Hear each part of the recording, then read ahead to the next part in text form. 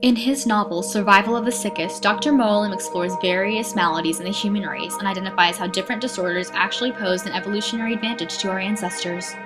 He looks into a deadly iron disorder, diabetes mellitus, cholesterol, parasitic worms, and much more. The human body is an iron goldmine, a vital element for hungry microorganisms such as bacteria, fungi, and protozoa. For people with hemochromatosis, iron is absorbed excessively, leaving the person more susceptible to invaders who thrive on it.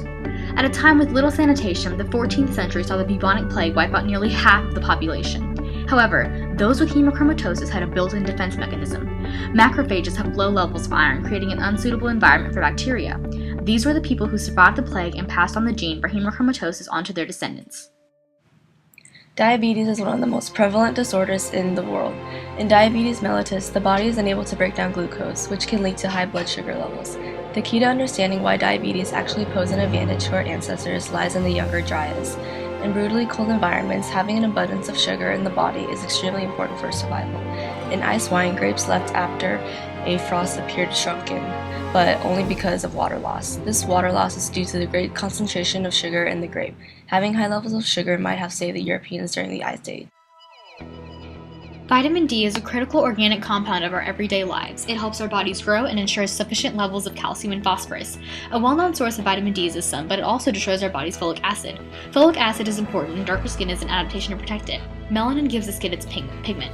As exposure to sunlight increased, evolution favored those with darker skin because they had folate-protecting melanin. As population groups moved north, darker-skinned people had protection for their folate, but vitamin D production decreased. To combat this disparity, evolution made the ApoE4 gene, which allows more cholesterol, which is essential for making vitamin D, to be available. Over 400 million people have a condition known as favism. People with favism who eat fava beans or take certain medication have severe anemic reactions. People who have the enzyme G6PD are able to get rid of radicals, atoms with electrons that are not paired. Without the enzyme, the radicals cause cells to burst, resulting in anemia. Having the sickle cell anemia trait is actually an evolutionary advantage over malaria, which is prevalent in the areas where fava beans grow. Although plants can be toxic, in the long run they have many advantages. Phytoestrogen found in soy can cause infertility, but soy can also prevent prostate cancer. It's a frightening thought. Parasites have learned to manipulate us in order to increase their chances of survival. Not all microbes are bad. The bacteria in our intestines is actually quite helpful. Yet, many microbes cause only harm, and they do this through host manipulation. An example of this manipulation technique is found in Dicroelium dendriticum, a worm that lives in the livers of sheep. Long story short, the adult worms lay eggs that are eaten by snails, which excrete the newborn worms through slime. Ants eat the slime and the worms go to the ant's brain, leading the ant to voluntarily get eaten by a sheep to start the process again.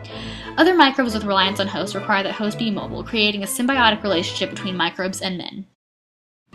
97% of our DNA is non-coding DNA, and though it does not code for cellular production, this DNA plays a very critical role in evolution. Our genes can shuffle over and over again to produce many different proteins. In our genome, we also have what are known as jumping genes, which relocate to certain parts of the genome. Jumping genes also resemble a special type of virus, indicating that much of human DNA is related to viruses. Retroviruses transcribe themselves from RNA to DNA and are permanently encoded in the host DNA.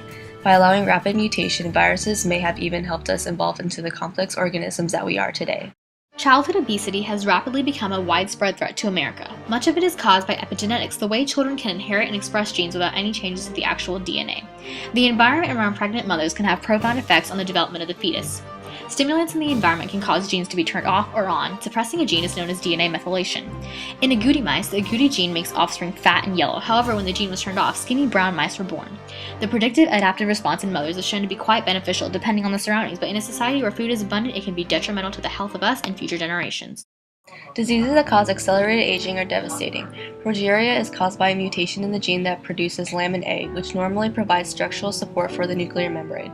It seems as though aging is a natural part of life. Our cells can only divide about 52 to 60 times. Every time cells divide, they lose DNA, so we have telomeres at the end of DNA to protect the vital genetic material.